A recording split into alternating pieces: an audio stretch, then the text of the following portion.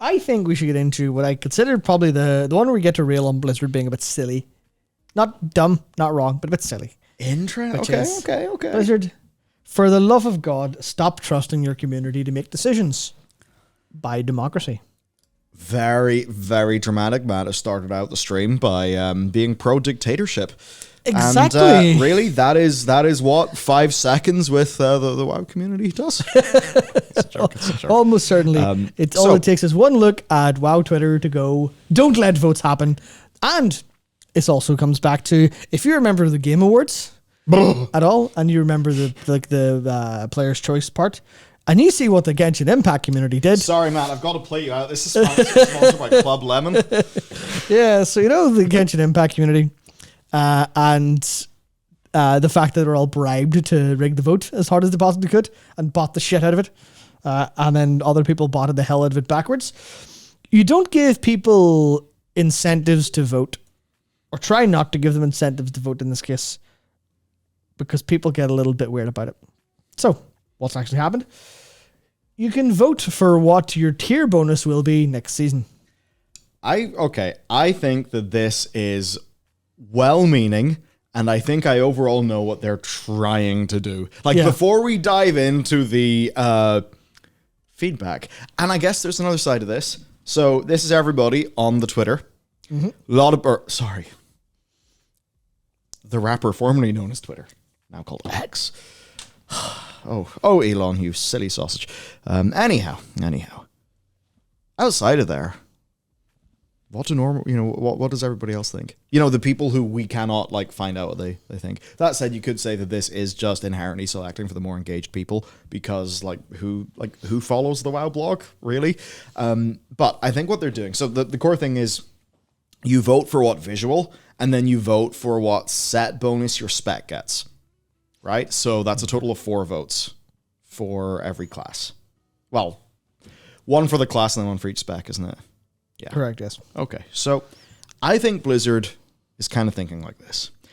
In the Fated season, there was only 1 set bonus. There was only 1 tier in the Fated season of Shadowlands because class sets only came back from in Sereth Mortis. Remember that big period of time from the start of BFA till nearly the end of Legion where we just didn't have tier set bonuses? That was fun. Was dark. That was a dark couple seasons. What a cool time. Very cool. Mm-hmm. So they only had 1 back then. Now I've got to wonder, are they seeing that if they are scaling all these numbers up, maybe they just don't want to they don't want to deal with that many set bonuses floating around for everything. Maybe for everything they would just rather have the 1 bit of tier that they balance around.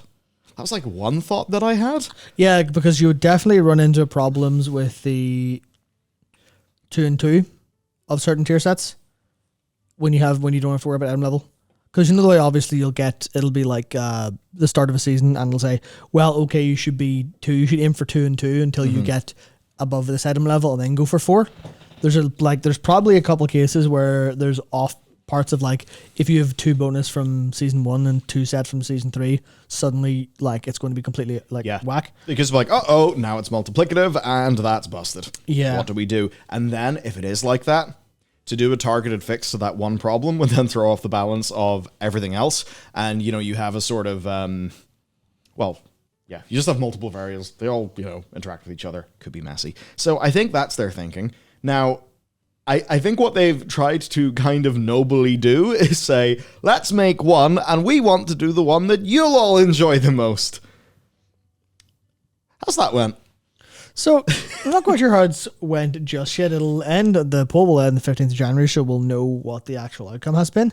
But there is obviously a kind of issue where, as was here at the top of our document, Echo tweeting, me on my way to vote for the worst Boomkin augmentation set. And that's where you get into something interesting, where you've got a couple of different factors fighting against each other. And in any natural vote, you've got people have different opinions, right? So there's the opinion that everyone goes, well, we should vote for the strongest one. Because obviously some sets were stronger, some were weaker. People really lamented losing different things.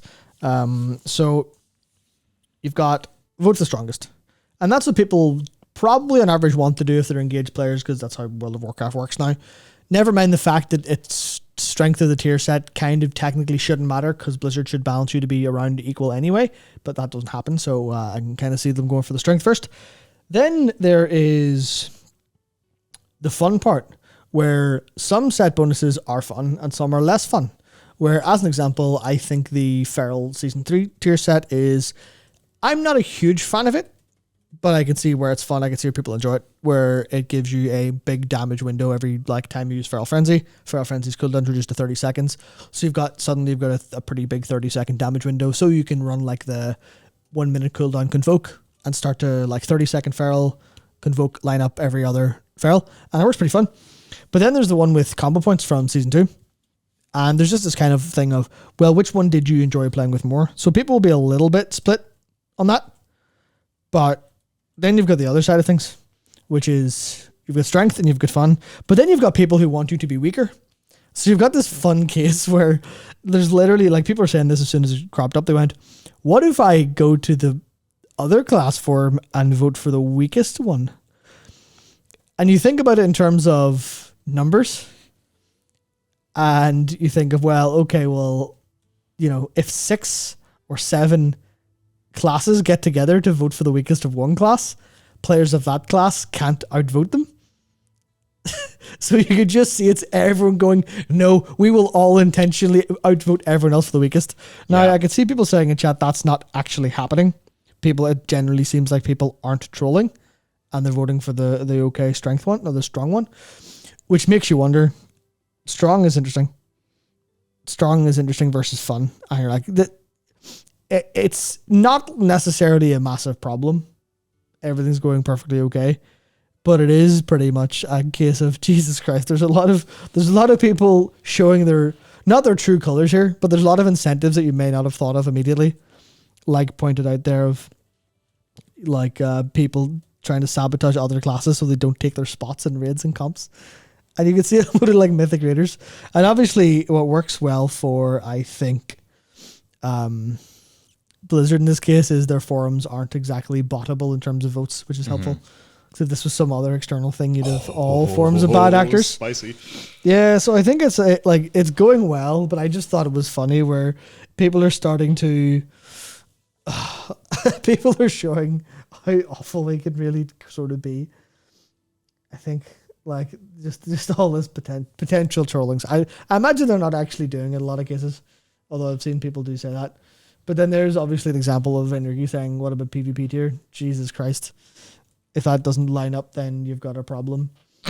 You've got, okay. Sorry, yeah. What? Oh, yeah, I forgot. There's this game mode called PvP. No, not Matt. That's been deprecated. Oh, yeah. I suppose it doesn't matter then, yeah. Doesn't matter. So, like, this isn't super big or super important. But it is just like, here's an example of like Jack saying, people want Instant Radiance, the specs unplayable. You're like, what? But Instant Radiance was very good. But a Mirror Cell set was way stronger.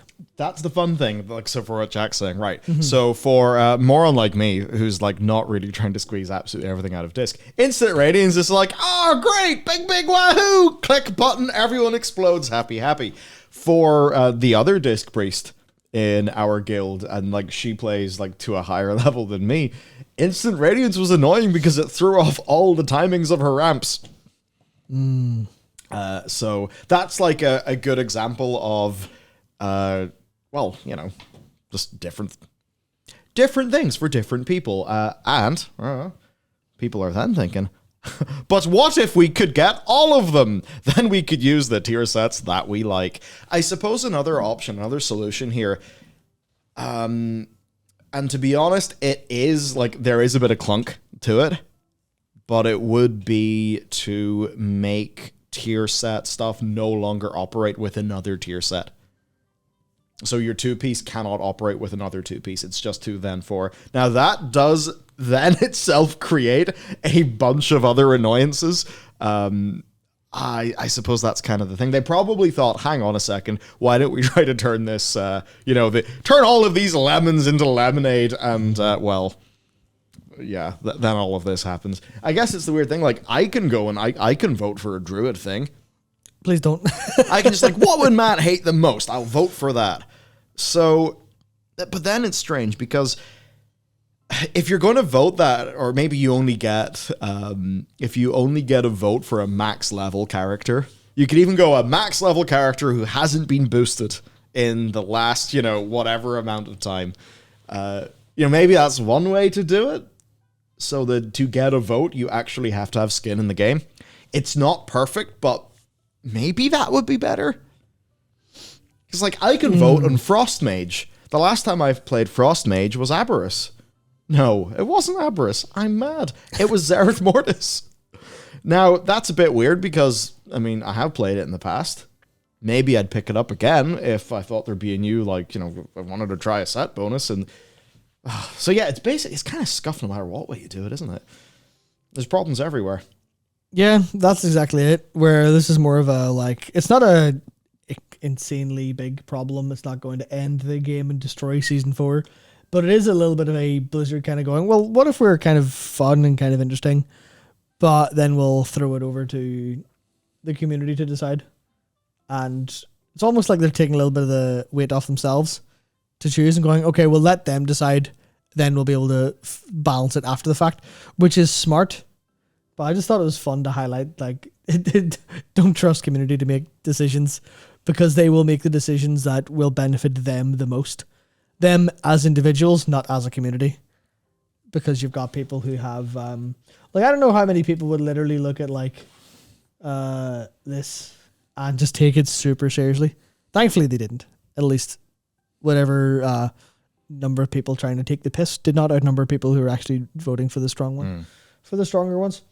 But I do have one other thing to say, right? Grimrill Depot's fine. Shut up. That's my take. Yeah, people are complaining. Remember the last time we voted, we got Grimrill Depot, everyone trolling? You're like, no.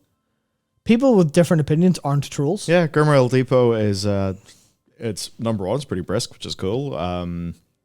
It's pretty fun. It's one of those ones, it's fun, but you would simultaneously say, this is a fun dungeon that I enjoy doing, but also, that in the art of crafting an amazing, competitive experience balanced dungeon, you're not going to be giving Grimrill Depot points. Mm-hmm. Yeah. But it's just different people's, it's different people's opinions. Wow.